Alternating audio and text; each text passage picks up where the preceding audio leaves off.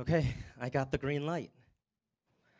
I just got my art proposal accepted into one of the largest cash prize art competitions in the world. My proposal is perfect. My artwork will be perfect. I am going to win ArtPrize. The $200,000 grand prize cash award determined by the public vote would change my life. But it's not so much about the money as it is about the exposure. The exposure would get my name out there, and I would get all of these future art exhibition opportunities if I could just get that one line in the New York Times that said, Jeffery Augustine Songco wins ArtPrize. I'm a visual artist, and I have an undergraduate and graduate degree in art. I've shown my artwork in galleries across the country. I've even been in a museum. But my CV is still really light. And that means I can't really compete with other artists for those bigger grant money opportunities or even get my artwork seen by really influential gatekeepers. But ArtPrize is open and anyone can enter. And I've done it twice before, so I know how it works and I know what people will vote for. I know how to win ArtPrize. And I've got the perfect artwork to do it with. My proposal is for an artwork titled Revelry. Revelry is a large-scale, site-specific outdoor installation.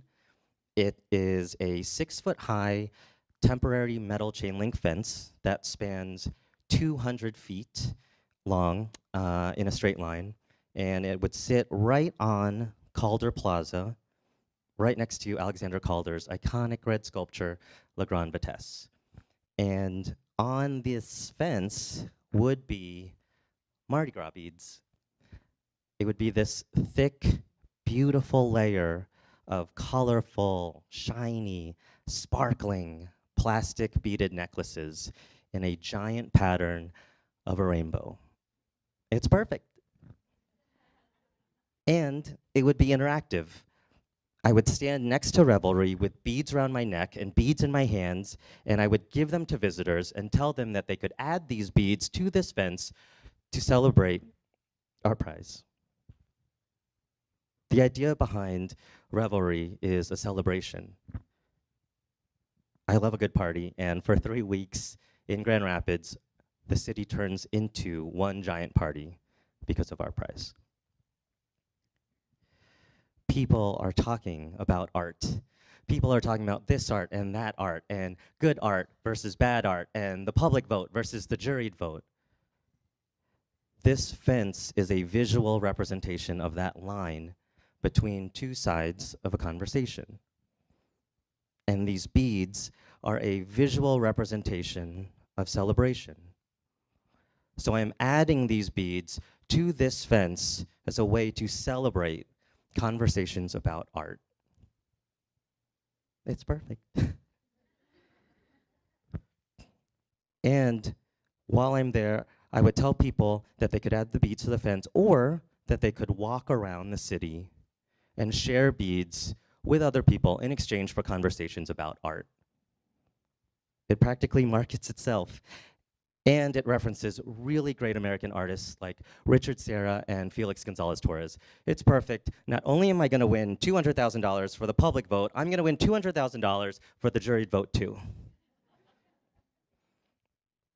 So now I have 4 months to follow through with this proposal and make this soon-to-be award-winning artwork.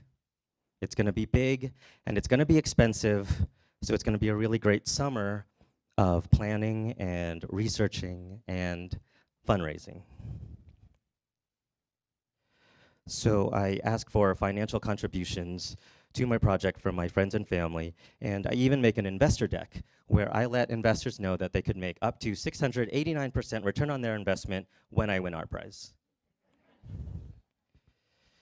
And so now I need to plan the logistics. So I plan time off of work, I book my travel from San Francisco, where I'm living, to Grand Rapids, and I book my hotel. And now I need to make the prototype. So I actually put thumbtacks into the wall of my teeny tiny studio apartment, and I hang Mardi Gras beads from each thumbtack, and I do the math, and it's about 10 beads per linear inch times 12 inches in a foot times 200 feet. That's 24,000 beads. And I want to give more out, so that's an even 30,000. Okay, so now I need to make the work of art. So I get to Grand Rapids on a Friday night in September, and I've got 4 days to make this work of art before ArtPrize opens on a Wednesday. So I get to Calder Plaza in the morning on Saturday, and I meet the fence company there, and they install this temporary metal chain link fence on Calder Plaza that I had rented for 3.5 weeks, and it is massive. I pictured this, but I couldn't imagine it, and it is perfect. I had been using Google Maps satellite view to make a footprint on Calder Plaza, and it is one thing to see it on the internet. It's another thing to see it in person, and it's about 5 school buses long, and it is awesome. Okay, now the beads. So I have to bring all the beads onto Calder Plaza, and it's one thing to click on the internet and buy 30,000 beads. It's another thing to put 1.5 tons of beads on Calder Plaza.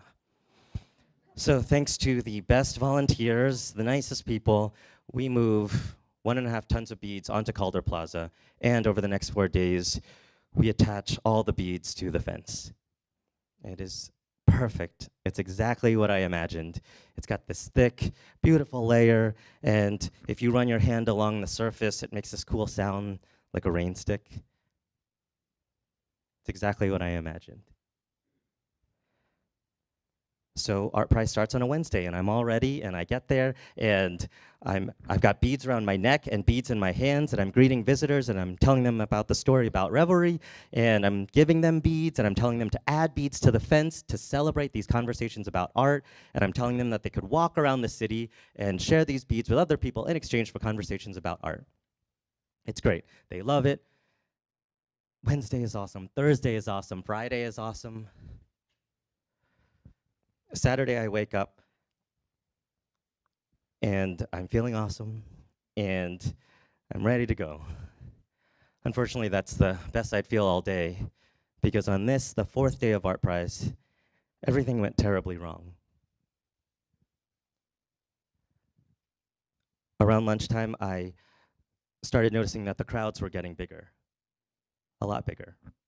And the people standing by the fence weren't adding beads to it, but instead they were subtracting beads from it.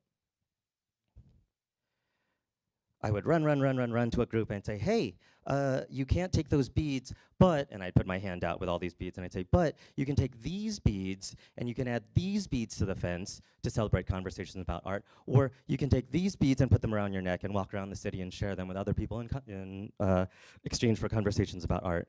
And I'd turn around, and there would be a dozen other groups of people doing the same thing. And suddenly I realized that I had a plan that backfired. I had created a monster. I had confused the public and given them mixed signals. I had told them that they could wear these beads around their neck and walk around the city, and I guess it turned into advertising for free beads on Calder Plaza.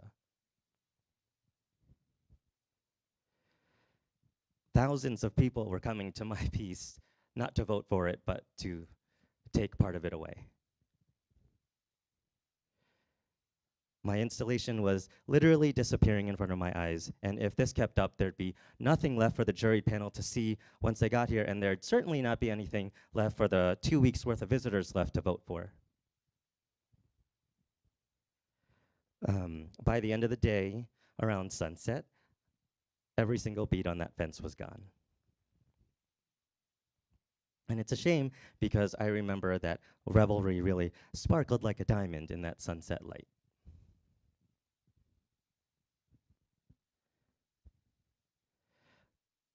I was sitting on Calder Plaza, and the sun had gone down, and I remember looking up at the stars. They were still there, sparkling, laughing at me. I looked back down at the fence, and I just remember thinking, no one is going to remember this. No one is going to remember Revelry. I had convinced my investors, my friends, my family, myself, that I was going to win ArtPrize. I was going to win $400,000 and get my name in the New York Times. I could hear every door to every future art exhibition opportunity slam shut. I thought I had made the perfect work of art. It turns out I'm not just a visual artist, I'm the perfect con artist too. Thank you.